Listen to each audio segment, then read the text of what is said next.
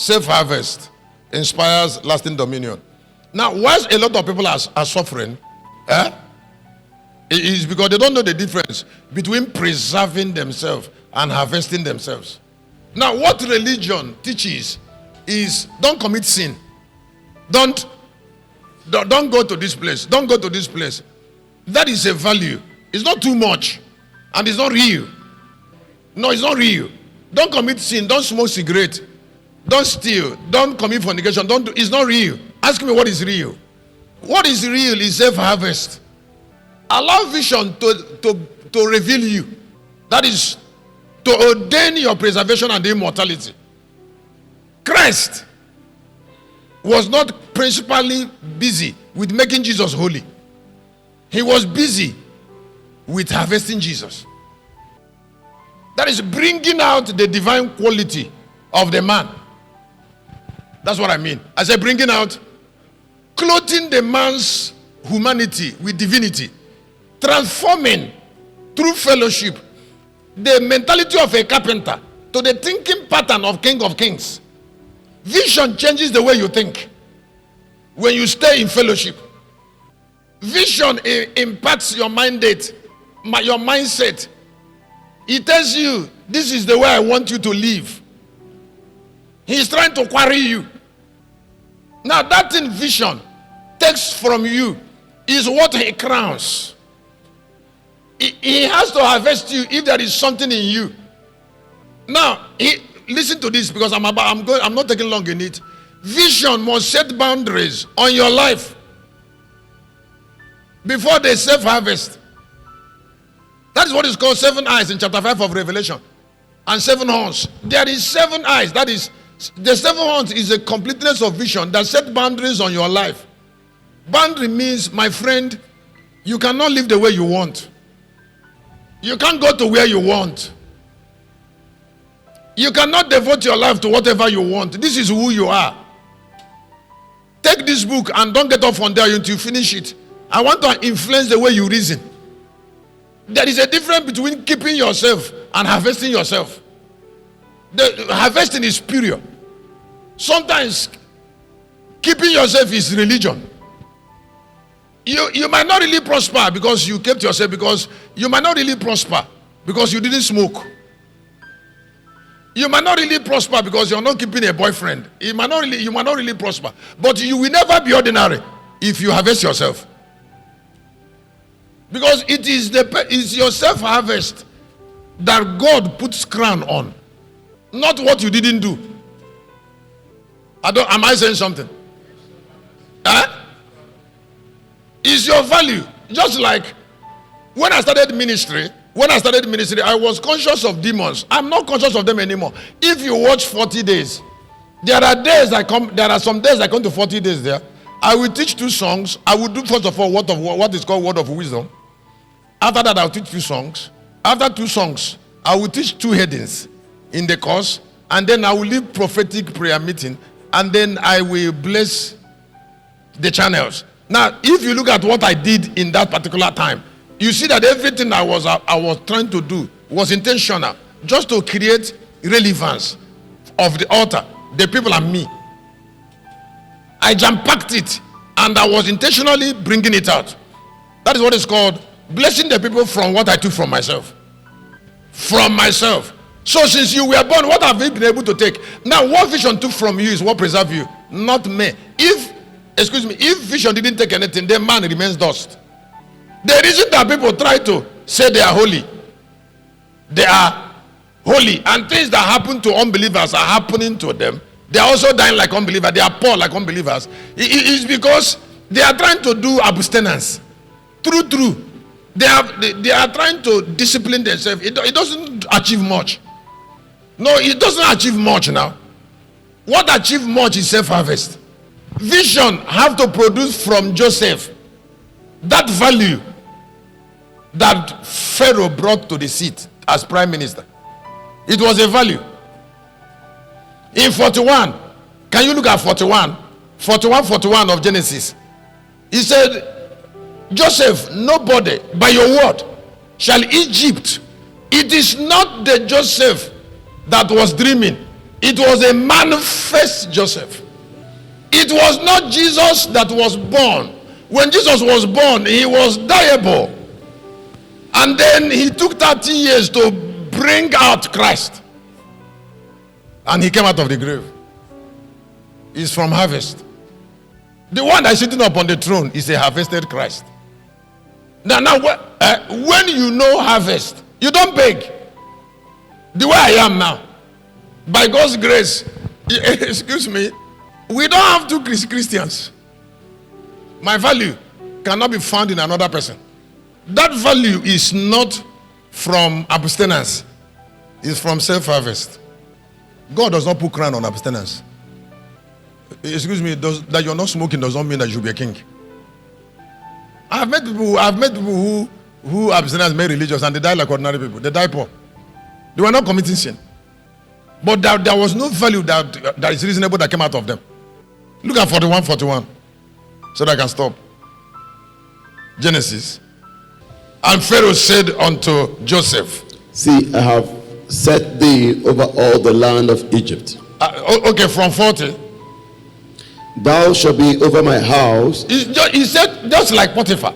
That means if Pharaoh is trying to repeat something that happened in the house of Potiphar, he's trying to do what? Repeat. There is no place you can go. There is no place on earth that great character does not reign.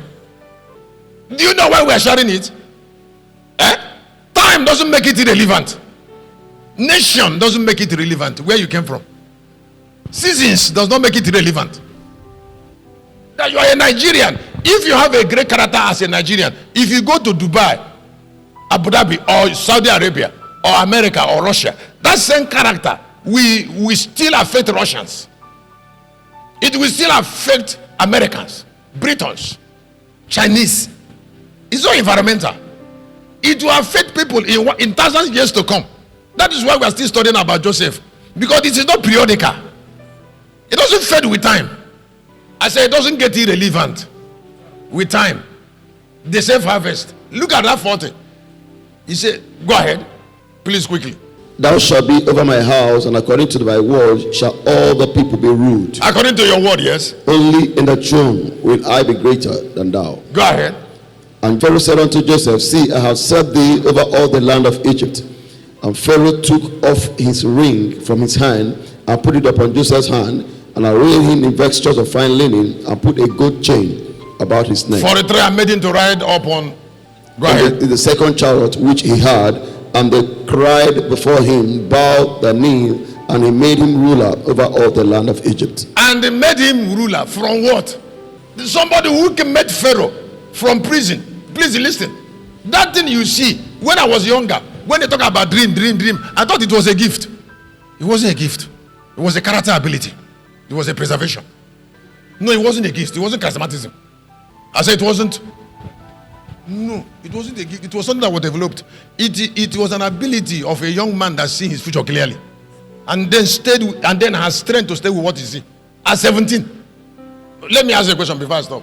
If you're looking at me now, what I'm about to say will touch you too much. In 1 Samuel chapter 16, verse 1, God said to Samuel, he said, why are you mourning for Saul? See, I have rejected him. Then he said, fill your horn with oil and go to Bethlehem in Judah. Then he said, I have found a king. David was 17 years and God has found him. He was 17 years and God has done what? Sometimes I bleed.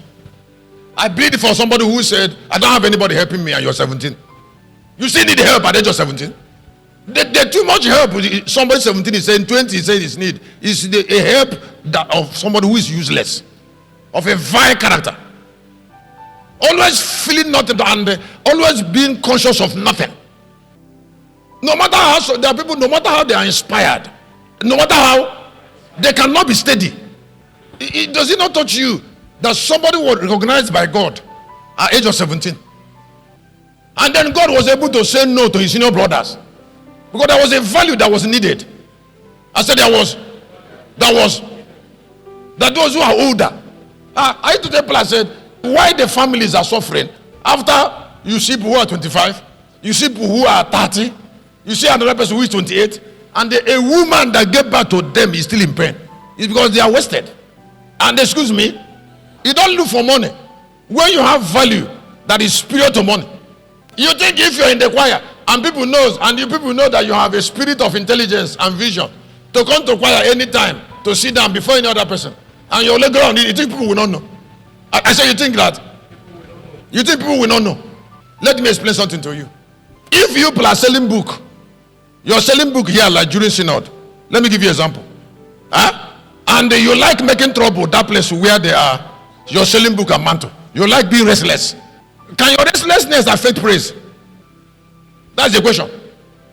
You just do restlessness and hang around praise, and praise will look at you once, and you will know from her eyes that she doesn't need your disturbance, and that she's not there for you, and that she knows very well why she's there, and it's not for that thing that noise you're making.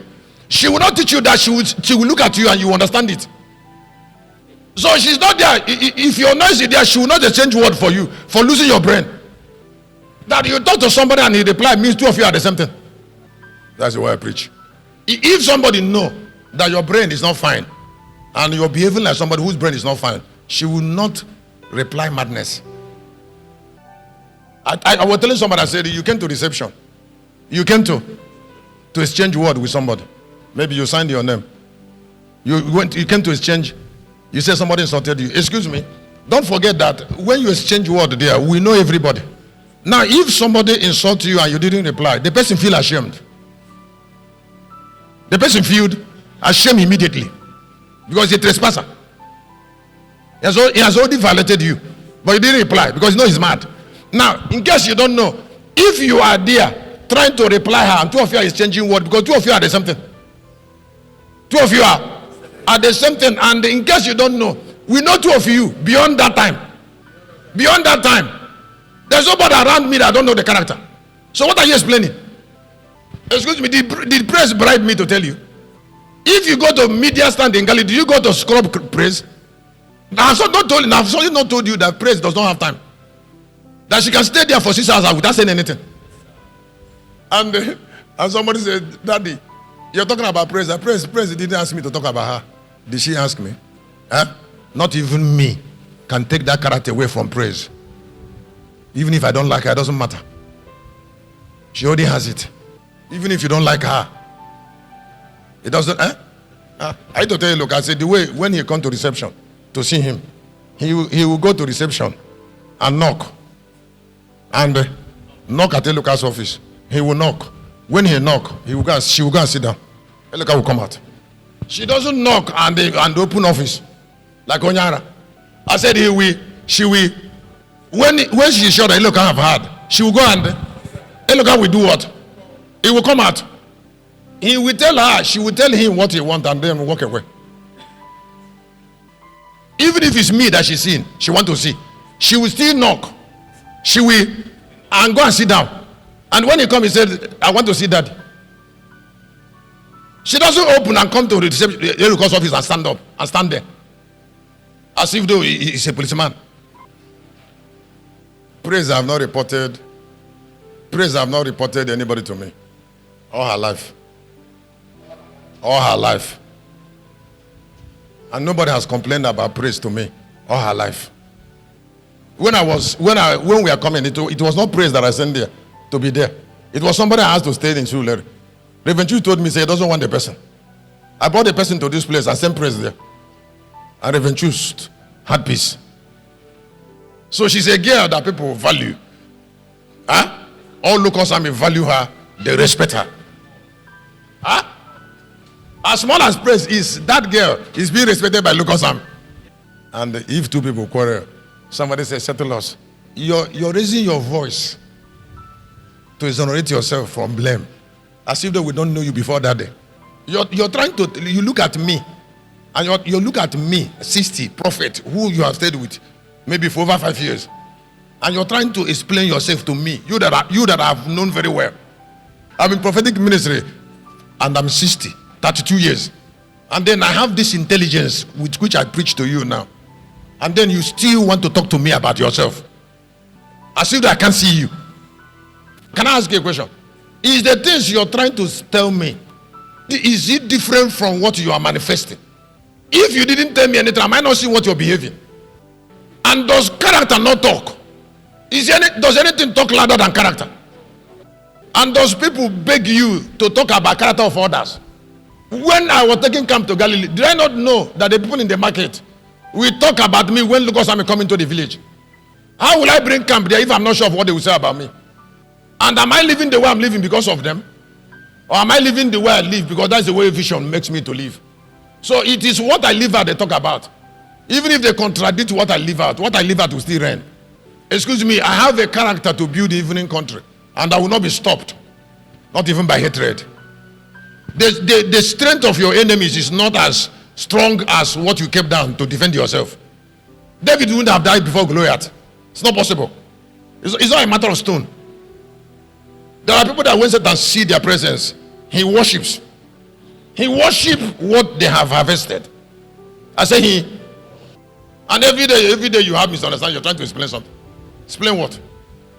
I don't know something. Somebody will look at you. You ignore him and be going. I keep on telling people. I say, don't allow the character of another person to make you behave something that is not your own. Can I repeat it? I said, don't allow the character of another person to put a strange character on your own. Like what I was saying now about praise. Praise, did he ask me to testify? When I am driving home in the morning and praise is there dubbing CD. Don't forget that. The girl praise. She's the one that was cooking for me rice in Asira Kofa. So it's somebody I have lived in the same house with. This is when we come back from house now. When we come back from Bible study, from School of Ministration on Monday, and we're all tired. I will say, praise, make rice for us to eat. This girl will start cooking rice. We start, and then because we're going to go to church before 12 with the boss, and then she served the rice, and then she joined the boss. One day she keep on sending me one test. I call her one day, I said, the test you're sending me is, what is the meaning? One prophetic word. She's like, start telling me. Now, do you know why I asked her to call her? The word of that girl must not be ignored. When you meet somebody who is always with herself, you don't ignore her word. Can I repeat it? When you meet somebody who is always with herself, you don't ignore the word of that person. There are people that sermon is going on to large people. They feel irritated on seat. They feel irritated to something that is being said to everybody. They make a person feel irritated. It's because they are not in charge. When you harvest yourself, you have confidence. Excuse me, for one day. I say for one day. I told that praise is living with me in the same house. I've never raised my voice on praise. I've never raised my voice on praise once. That means the girl have not had any reason to get me angry. Ruth is touching you. Huh? That somebody can be. I said I met her early. We came early. I met her in 2009-10. That means we were in Sarah Kofa together in the same house. How many of us that are here that were in the same house? We are living in Asira Kofa together. Some of you, I can't live with you. I can't live with you anymore. I've never lived with you. And I can't live with you again. Because I can't live with people now. But that time I could live with that small girl. She will give me food and say, Daddy, the Lord is your strength. I will say, thank you. She will close my door and go out. And then she's waiting by the bus. And that time everybody was resting. She doesn't feel intimidated. She doesn't believe that she's suffering. She doesn't believe we are cooking food. We are leaving cooking food for her and we're all sleeping. Don't forget, the person that is saying what I'm saying is shepherd of at least Lucas army. So what I said behind this altar matters about you. Put your hand together for Jesus. Do you know why we mention people's name? We mention people's name because we are sent. You can copy something.